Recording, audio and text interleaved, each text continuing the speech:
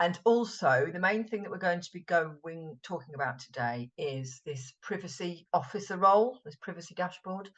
So that's the main thing that we're going to be looking at. In a nutshell, the privacy officer role is there is going to be someone that needs to be nominated as a privacy officer, and there are certain changes, only a few, but some changes within the system that if those changes are made, they just need to be kind of moderated by a privacy officer. So it's just making sure that the privacy officer has sort of seen those changes that are made, checks through them, make sure they're happy, and sort of okays it, approves it. Okay, so that's the privacy officer in a nutshell. We'll go into that properly shortly. We're also going to be looking at some changes in some of the pages, like the personal details, the contacts, and the About Me section.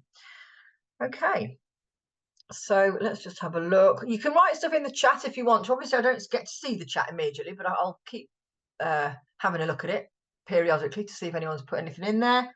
But like I say, either put something in the chat, ask a question, or we'll ask some questions at the end as well. We should only be about half an hour. I think it's booked out for an hour, but we'll only probably be about half an hour. Okay, so first of all, we're going to look at some visual changes to some of the pages and reasons why they're there. A lot of these changes are to do with this digital social care record and their requirements. So part of being on this assured suppliers list, we have a set of requirements that we need to achieve. So that's called the DSCR, Digital Social Care Record. We've also made some changes in line with the Professional Records Standards Body, commissioned by the NHS to put a set of sort of standard documents in these systems. One of which is this About Me. So that's a PRSB standard that we've now put in place. We've got compliance for that. We've got the top compliance for that particular record now. We've just recently discovered, so we're very pleased about that. So yeah, we're sort of top level in line with the PRSB requirements for the About Me section, which I'm going to talk about shortly. So let's have a look first of all at the personal details page, because that's changed slightly. You don't need to do anything particularly. It's the same fields as before. There's just a couple of extra things. It looks slightly different. So let's go into the Tilly. Let's go into our background details. That, of course, takes us to the personal details as it did before. But now it's just slightly different in its look. It's kind of a bit more of a logical order, I think, this way. So we've sort of got the personal details as before, same fields. I think we've added suffix now. So if they're a dame or a sir, you can add a suffix in there. Contact details. So this is a sort of pre-assessment stage when you've got the address that they're currently living in at present. And any contact details. And then we've got some reference information as well. So at the moment, you do have a service user ID. So you can allocate that yourself. You've always had that. We've had that in place for a long time. And then you've got the other fields that you will recognise just in a slightly more logical order. What we do have at the bottom here is these fields that we have added in for you, which you may or may not use for your service. So don't worry if these terms aren't familiar to you, or the numbers that you don't use, reference numbers that you don't use. You can actually get these taken off, and I'm going to show you how to. So you can implement them if you need them, get them taken off if you need to. So I've just put example piece of information in here. So this is a case number. So I think often you get a case number with social services, for example, a SPROC number, as I believe it. That is a social service reference number as well. So we've got these two fields, and you can add extra fields. So I've just added a field here because you might have your own types of reference number. So it just gives you a bit of flexibility to add that in there. But we can tweak this if we want to, either the terminology. So it's case numbers we're thinking about. It's specific numbers. We can tweak that if we need to. We can get rid of those if we need to. And I'll show you how to do that. If we go into the settings, general settings, and if we go into the just have to remind myself because this is new.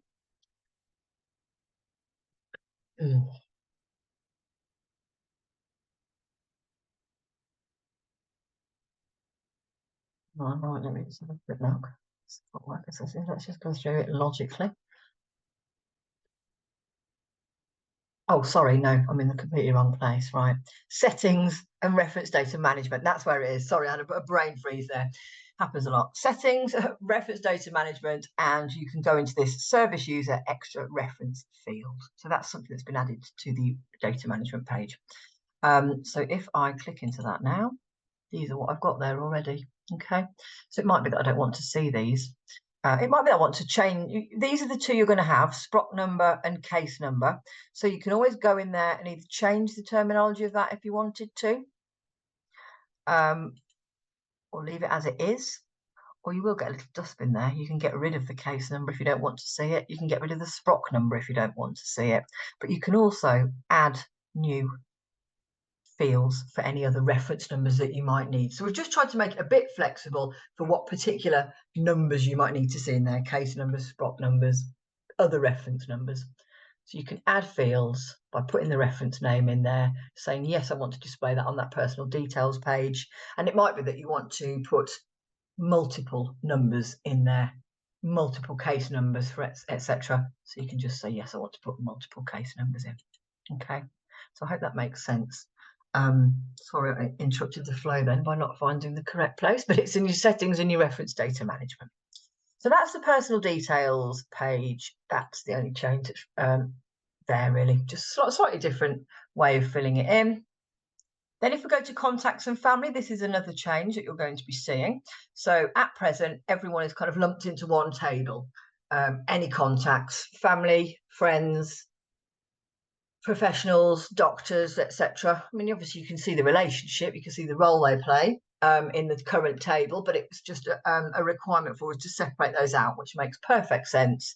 So we're now going to have an area for personal contacts. So any personal contacts that you've got currently in there will be mapped over to here, as will the GP, and as will any other professional contacts. So there's 3 areas now: personal contacts, family and friends, GP details, professional contacts. You can save that, and like I say, it'll be mapped through with your current contacts in there.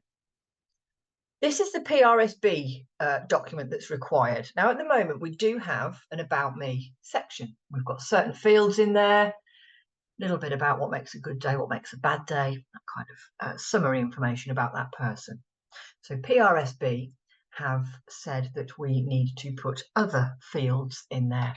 So that's what we've done with this About Me page. So we've put what's important to me, people who are important, how I communicate, etc., etc. Okay. So although it doesn't exactly match the current fields you've got at the moment, those fields that you have filled in will be mapped out to particular areas, and then there's some extra fields that you'll see.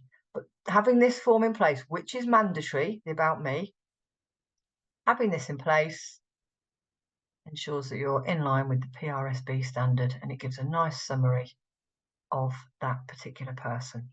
Now, at a later date, not with this new release, but at a later date, we are going to enable service users to access this page and to write their own information about me, what's important to me, people who are important. They can write it themselves. So that's what we're going to enable. And so we've been asked to put these particular titles in, simple titles with a text box that expands. I've just put some simple information in there. And what they can do is they can hover over that information button, which gives some ideas about what they might want to think about. People who are important to me, how I communicate, what my preferred language is, how I communicate if I'm in pain, how I communicate my choices. There's really important information the service users themselves can write in there. It could be something very minimal, it could be quite an extensive document, but it gives them the chance to write some background information about themselves, or alternatively, you can fill that in for them on their behalf. But if they have filled it in, then you can put who supported them to write it and then save that information. Okay, so that is mandatory, that form. You'll also recognise some other forms in here as well. These are actually now configurable, so you could take these off if you didn't want them and you just wanted to have the About Me, or you can keep them in place. It's really up to you. You can have a look once they're in there and just see what you want to keep and what you want to not keep. So we've got interest, so this is similar as before.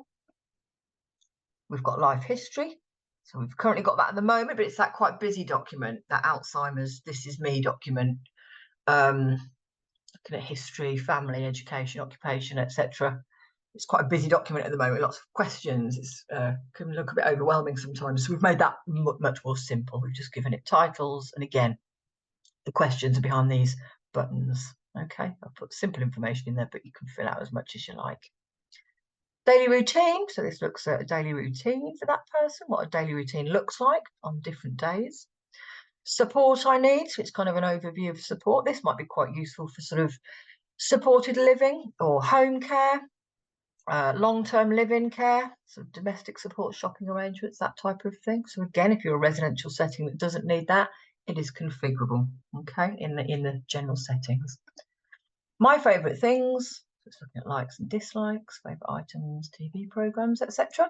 And then identification characteristics. So at the moment, that sits on the About Me page. That sits on the About Me page, but it's going to be separated because it's a specific piece of information that goes through to a missing persons report. So you can use that if you want to and save that information, okay? And as I said, that is configurable. So if you go into settings, general settings, there you go, found it first time this time, optional settings. If you scroll down, there you go. So the About Me page is mandatory, but the extra pages you can get rid of if you don't want to see them in there, okay? So you can just say no to those and save that page. Okay, or you might want to keep them all in. It's totally up to you. You can have a good look through them once it's there and just see what's suitable. So they are the changes in terms of documentation that we're aware of, that we use at the moment, but it's just been slightly improved or extra fields put in line with these particular standards. Okay. So now we're going to look at this privacy officer, and everyone does need to do this. Every service will need a privacy officer.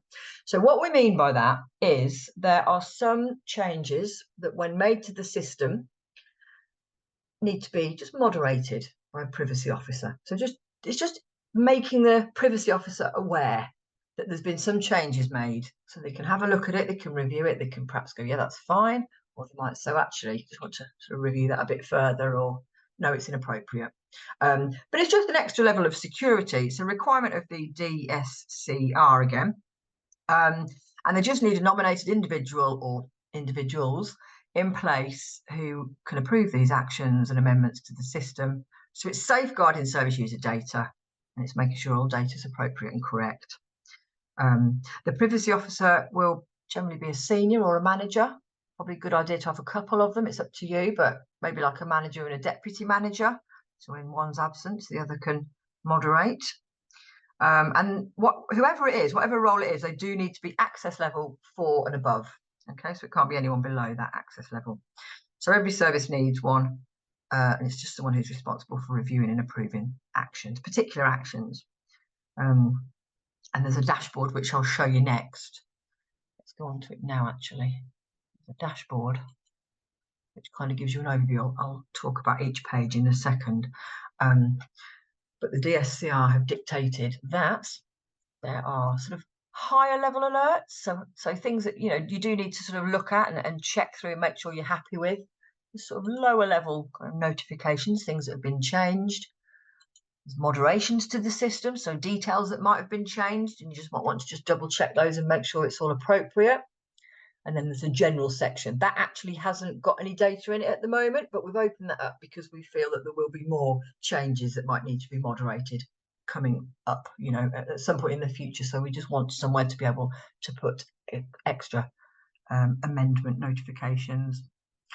So the types of thing that you, well, first of all, if you go into each section, you'll see all the different changes that have been done in this little reasons section. Okay, if I just explain to you what each of those things are, it's not changes that are going to be made left, right and centre, but it's just good practice to just come onto this every day, like you would your operations dashboard. Just come onto it every shift and just have a look and see if anything needs to be moderated. You know, just good practice to sort of do that regularly so you keep on top of it. You're not going to deny anyone access. If, let's say, someone tries to access someone's notes and then you're not in till next Wednesday or something, you're not going to deny them access, staff member access to records or what have you. But it's just making you aware that these changes have been made, just so that you can sort of keep a little trail of it. So those changes are a staff member being assigned to a privacy officer role. That gets put on here to be double checked. Access levels changing. So if an access level goes up to admin, so someone's changed a staff member to admin, that needs to just be approved. If a service user is inactive at present and then they're made to active again, so might be coming back in for respite care, that needs to be reviewed. If a service user has been made inactive, then the levels 1 and 2, sorry, no, levels 1 to 5 can access that inactive file for a certain amount of days that you can set in the settings. And then admin can access that information outside of that permitted time, the inactive people. But you're going to get notified about all of those different sort of people accessing that information. And then also the about me. So when that gets completed, that also goes through for moderation, okay? And that actually does get locked until it's moderated. And the reason for that is because we are going to be able to have service users accessing that, which is great. We do just need to make sure that the information that's been put in there is appropriate, non-offensive language, terminology, etc. Anything that we need to be concerned about, we just need to double check that what information the service user has put in there and sort of approve that, and then it can be edited and added to as appropriate. So that is the only one that does actually get locked until it's approved. And then in the new year, we are going to have access to GP Connect. So that's a way of accessing medical information about your service user. So it might be a new service user that you want to access their medical records, or current service user in the service, and it's being able to contact the GP and to be able to pull up details of medical history, allergies, medications, etc. So of course there's strict guidelines in for that as well. So the extra alerts that you'll also get if you have GP Connect are going to be if a new service user has been created and if details have changed for that person, such as the date of birth been changed or the date of death or the NHS number. So again, it's just double checking. Why has this information been changed? Yeah, they put the incorrect date of birth in, so that's fine. It's just a sort of second check on everything. Okay. There is a guide to this because I know this is quite a lot of information, but I have written a guide to this and I'm going to get it sent out to you. So if there's anyone on here that isn't on our communications list for these types of things or doesn't think they are, just drop me an email after this, lucy@carebeans.co.uk. Even if you're on the list, don't worry, you'll just get it twice. But just send me an email, lucy@carebeans.co.uk, and I'll make sure you get this privacy guide. And then it just goes through everything that I've talked about on this session so that it's clear to you. It might feel a bit overwhelming, but in actual fact, the reasons that you need to amend and review are probably not, they're not going to be done like every day. They're not going to be done every 10 minutes or anything like that. It's probably going to be relatively few and far between that you need to moderate things. So don't worry too much about it. It's just making sure that you've got processes in place to safeguard data for your service user. So that's your alert page or your privacy dashboard page. I'm just going to go back to what I said about giving people access within a permitted time. So if we go into the settings and the general settings, if we go into critical information, here you go. So I've said, in my home, I have said that levels 1 to 5, if I make someone inactive, levels 1 to 5 can still get in those notes for 30 days. I could change that to 60 days if I wanted. I could change it to 2 days if I wanted. It's me saying, as a manager, level 1 to 5 can still access the inactive records, should they need to, for 30 days. Okay, anything outside of that time can be accessed by administration only. Okay, so that's what that section is, and you get alerts for both of those scenarios in that dashboard. Okay, so that's where you set that privacy setting there. So that's the privacy dashboard. Let me just see if we've got any messages in there. We haven't. Okay, good. So carry on, but you can ask at the end, do feel free. So that's your privacy dashboard.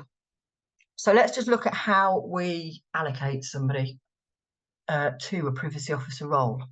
Okay, so I'm the manager in Upgrade Lodge, and I want to put a couple of people in place for the privacy role. So I think they're competent to do that. I've trained them up on how to do it. So what I'm going to do is go into my support worker management. Little slider comes out, go into my list of staff.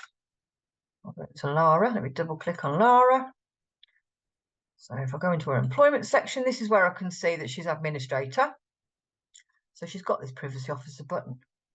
Okay, so anyone that is level 4 and above, I'll come and have a look at that chat in a sec.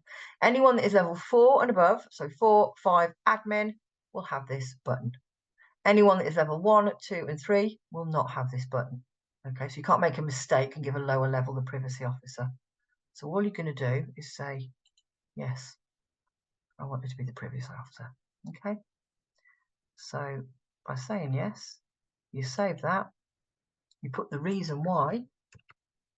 Trained Lara up, happy for her to be privacy officer.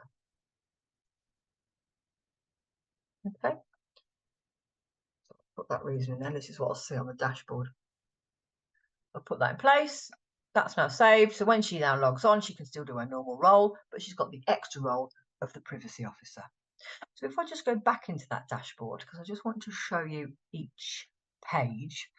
So you've got your alerts on each page.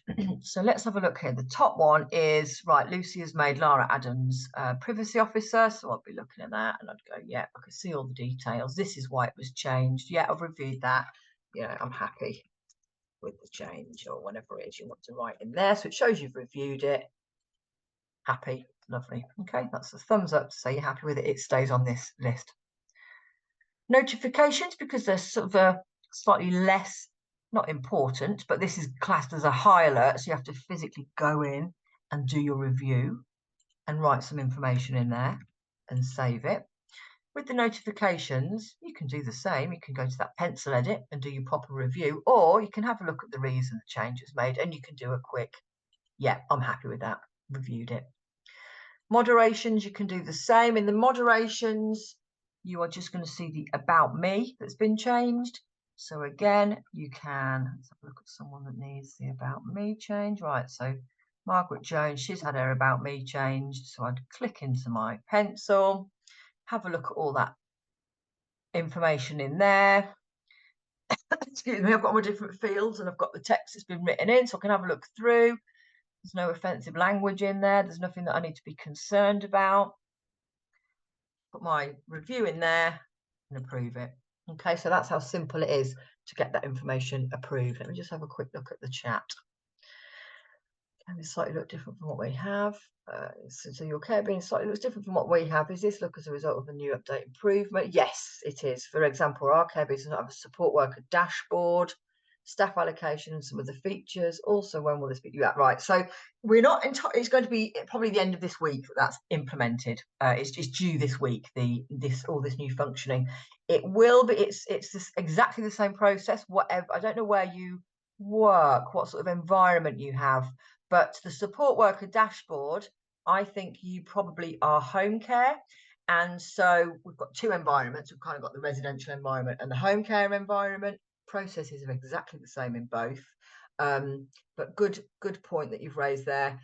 I've got a support worker dashboard there. You've probably got scheduling there. Okay, so that's probably, I would imagine your home care and you've actually got your scheduling there. Okay, so I think that's probably staff allocation. You possibly have the I think that's because you've got the scheduling, so that's why you don't have staff allocation, because you've got the scheduling as you do it slightly differently in home care. But in terms of the privacy officer role, it's the same thing. So I hope that answers your question. And that is everything in terms of the privacy officer. So in a nutshell, it's some changes to the system that have been made that need moderating. The privacy officer gets allocated to one or more people. I suggest a couple of people at senior level. They can then check this daily. They can go through and see if there's anything they need to moderate, change, amend, approve. They can do so. It's just a trail of evidence as to who's changed what, when, and for what reason. That's the main thing. You can also see that status above. So I've got 30 things to review. Obviously, this is the demo site, so we've got lots of things to review. Things get left because it's the demo, but this number will go down as you review certain areas. Okay, so as I review that, you see that's gone down. So I'm going to review that as well. That's gone down. It's very quick to get these reviewed. Yeah, so it's just a bit of an overview of what you've been doing. So like I say, I've got a guide to this, which I will send out to everybody. But if you just send me an email rather than put it in the chat, just send me an email, lucy@carebeans.co.uk. If you want to get that guide, just double check that you're going to get it. Well, I'll send it over to you. That's absolutely fine. So it's just making sure that your service is confident that you're monitoring any data changes that you need to, and it's just keeping everyone safe, and you've got robust processes in place, really. So that will be coming into play this week. So it's probably a good thing if you can, once you see that in there, well, we'll let you know when it comes out. You'll see it actually. You'll just keep an eye over the next few days on your Care 2020. When you log in, you've got a little system upgrade. Keep your eye on this. That's what was last on the 10th. But if you just over the next few days, just keep your eye on this section, okay, and it will tell you we've now got the new privacy officer role. So then the first thing you need to do is go into your support worker management, decide who wants to be privacy officer or who needs to be privacy officer, click into them, go to the employment page, and say, yep, I want this person to be privacy officer.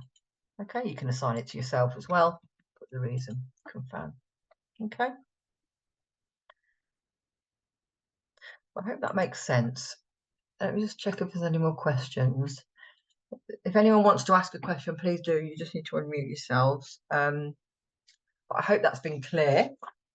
Keep your eye out, like I said, on that login page, and let me know if you want that guide as well, because that will go through it all in detail. Just pretty much what I've just been through now. Okay, like I say, the recording is going to be on the website, so on www.carebeans.co.uk. If you just look at our YouTube videos, it will clearly say the privacy officer recording, so you can access that or get your colleagues to have a watch as well. And of course, once I've done this guide and just finalise that, I shall put the guide onto the system as well. So you'll have that in place as a help guide to be able to access as well. But I'll also send it out to you. Okay, so it doesn't look like we've got any questions being asked. There's nothing on the chat. So I hope that's because it's been quite easy to understand and not for any other reason that is overwhelming. So I hope that was quite straightforward for you. Try not to worry about it. It's not a sort of massively significant change. It's just putting extra safeguards in, really. So you've got a really good compliance system.